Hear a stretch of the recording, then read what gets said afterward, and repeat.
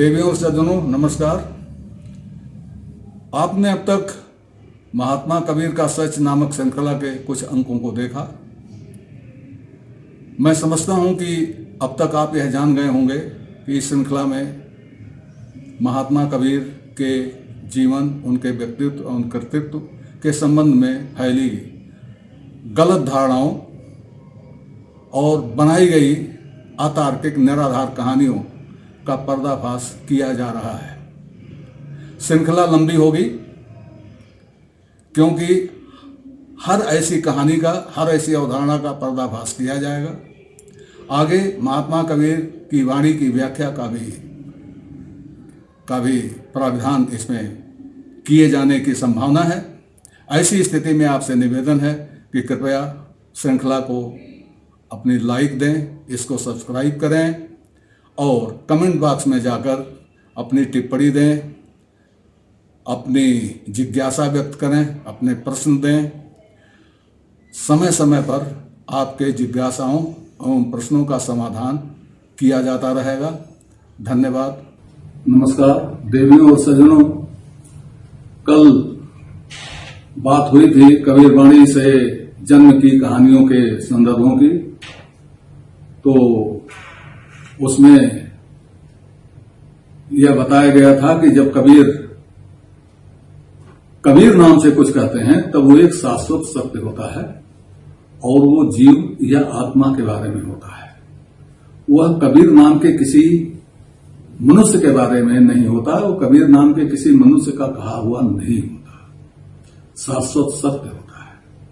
जब कबीर कहते हैं कि कहियत मोहि भइल जुग चारी, समझत नाहि मोर सुत नारी, तब उसका अर्थ यह होता है कि जीव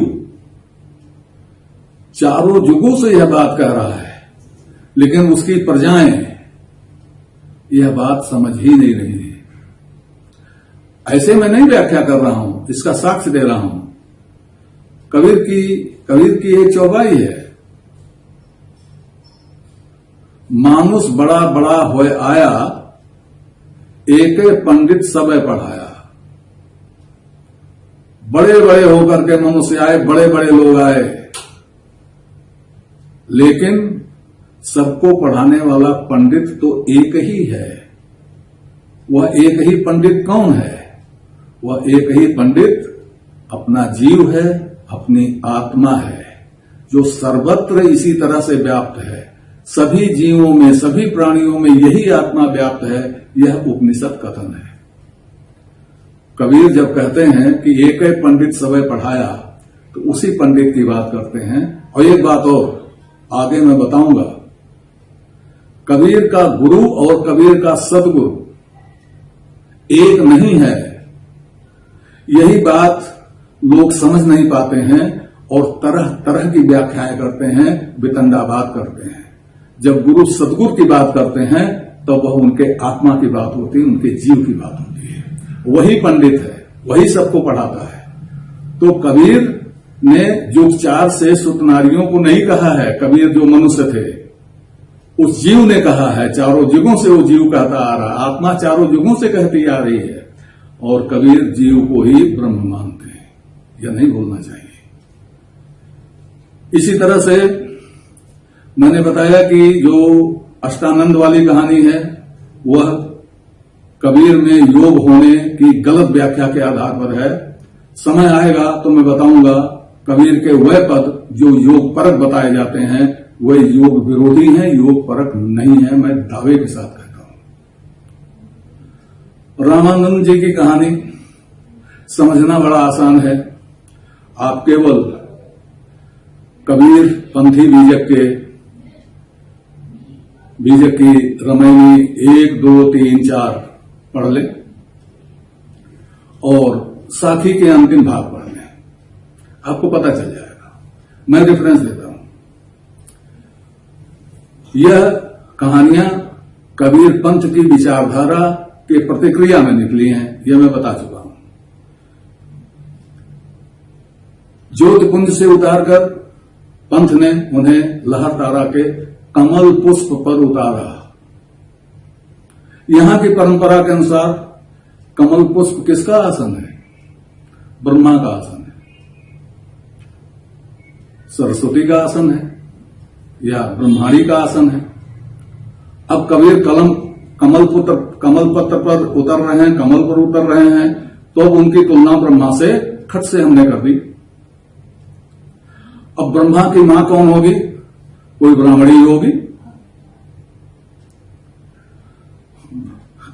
ब्रह्मा की मां कोई ब्राह्मणी होगी, तो कमल पर उतरे हुए कबीर की मां भी कोई ब्राह्मणी होना चाहिए।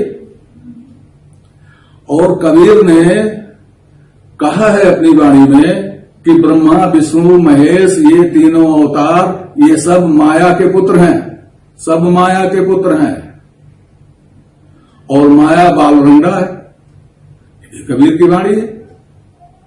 तो अब विरोधियों ने एक तीर से कई शिकार किया। पहला शिकार कबीर को बनाया कि तू हमारी महामाया को बालरंगा कहता है, हम तुम्हें इसका पुत्र बना देते हैं, माया पुत्र बना देते हैं। तू माया को विधवा कहता है, हम तेरी मां को विधवा बना देते हैं। बना दिया। उसके बाद यहां तक तो था। अब आगे देखिए, रामायणी 2, जीव रूप एक अंतर्वासा, अंतर ज्योति कीन प्रकाशा, इच्छा रूप नारी अवतरी, तासु नाम गायत्री धरी, तेहि नारी के पुत्र तीन भयु, ब्रह्मा विष्णु महेश्वर नाव। ये माया के पुत्र हो गए, गायत्री के पुत्र हो गए, इच्छा के पुत्र हो गए। अब इसमें ब्रह्मा रजोगुणी है, ये पहली रामायणी में बताया है, उसे अभी मैं कोट करूंगा। ब्रह्मा रजोगुणी है, इसलिए कूद फांस ज्यादा करते हैं, पूछताछ ज्यादा करते हैं, रचना करना उनका काम है, साहित्य भी वही लिखते हैं, वेद भी वही लिखते हैं। तो बाकी तो चुप रहे, लेकिन ब्रह्मा ने क्या किया? तब ब्रह्मा पूछल महतारी, को तोर पुरुष के कर तू नारी। मतलब मां से बेटा पूछ रहा है कि तुम्हारा पति कौन है। क्या मतलब हुआ? बेटे को नहीं मालूम कि उसका बाप कौन है, कबीर को नहीं मालूम कि उसका बाप कौन है। कहानी बना दी गई। अब कबीर को नहीं मालूम कि उसका बाप कौन है। और पहली रामायणी में है अंतर ज्योति सबद एक नारी, हरि ब्रह्मा ताके त्रिपुरारी, तेह तिरिये भगलिंग अनंता, तेऊ न जाने आदि वंता। बाखर एक विधाता केना। बाखर करने वाला कौन है? विधाता है, ब्रह्मा है। और साखियों की अंतिम साखियों में आप पाएंगे ब्रह्मा पूछे जनन सो कर जोरे शीश नवाए, कौन वर्ण का पुरुष है मां मोहदेव बताए। कबीर अपनी मां से पूछते हैं कि तुम्हारा पति कैसा है। इसका मतलब कबीर को यह नहीं मालूम कि उसका बाप कैसा है, और किसी को यह नहीं मालूम कि कबीर का बाप कैसा है। कबीर अवैध संतान है। इसी तरह की कहानी चूल में चूल मिला करके प्रतिक्रियावादियों द्वारा बना दी गई। अब यह सब किया धरा किसका है? न कबीर पंथियों ने ऐसा किया होता, न प्रतिक्रियावादियों ने ऐसा किया होता। कबीर पंथी महात्मा कबीर को ज्योतिपुंज से कमल पुष्प पर उतारकर इन प्रतिक्रियावादियों के हाथ में खेल गए। कबीर ने अवतार का विरोध अपनी वाणी में किया, 10 अवतारों का विरोध किया, देवों का विरोध किया, देवताओं का विरोध किया, चमत्कारों का विरोध किया।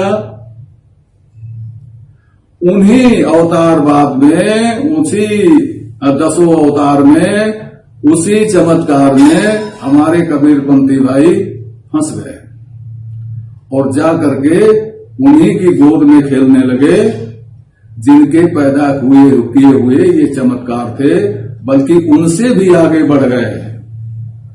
अगर आप कबीर मंसूर पढ़ें तो आपको पता लगेगा कि कबीर मंसूर में वर्णित घटनाएं पुराणों से बहुत आगे हैं। पुराण तो उनके पीछे पानी भरे हैं। अवतारवाद जो पुराणपंथी अवतारवाद है वो उनके पीछे पानी भरे है। ऐसी ऐसी कहानियां हैं। और ताज्जुब तो तब होता है जब ऐसे किस्से कहानियों को हमारे साहित्यिक विद्वान कबीर पंथ का आधिकारिक ग्रंथ मान लेते हैं।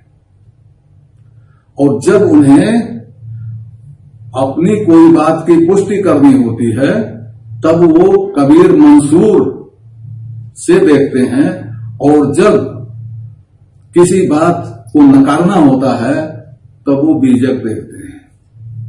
बीजक, पंथ का बीजक उनके लिए अछूत है, कबीर मंसूर उनके लिए पवित्र ग्रंथ है। ये हमारे साहित्यकारों की दशा है। ऐसा क्यों है, इसके बारे में भी कबीर के एक अनुयायी ने बहुत स्पष्ट कहा है।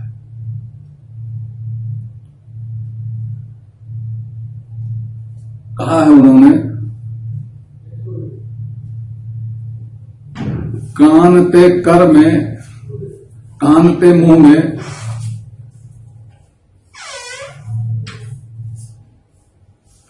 कानते कर में करते मुंह में, चुटकी चमके नूर, पीटा खेती होत है, पंडित बने मजूर।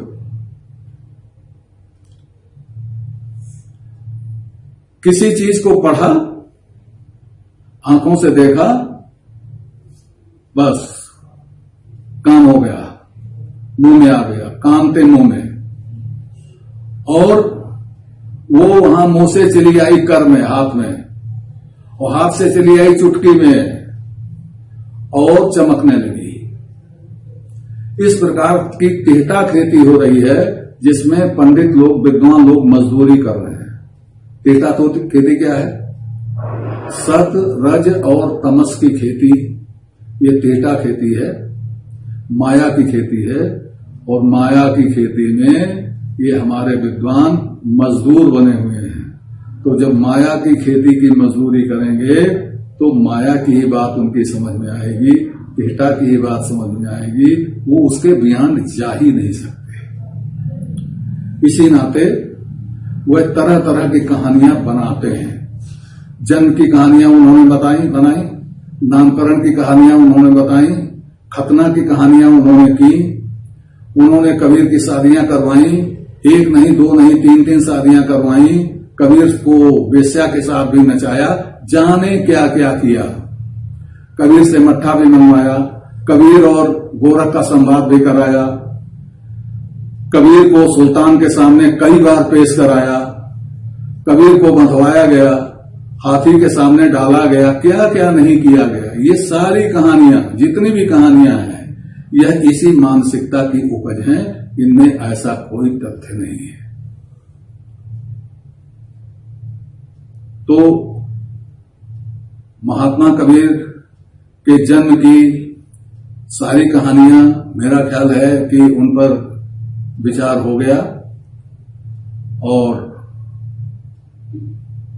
कुछ बिंदु अवश्य विचार करने के लिए रह गए होंगे, उन पर आप विचार कीजिएगा, अपने खुले दिमाग से विचार कीजिएगा, स्वयं देखकर विचार कीजिएगा।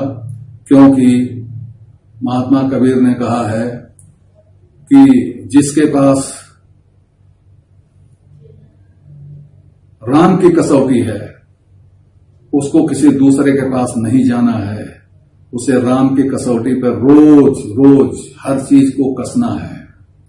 उन्होंने सावधान किया है, जेरे कसावे अंतई जाई, जो दूसरी जगह जाके अपने माल को दूसरे की कसौटी पर कसाता है वह बाउल हो जाता है, पागल हो जाता है, वह पागल है और वह अपना सब कुछ गंवा देता है।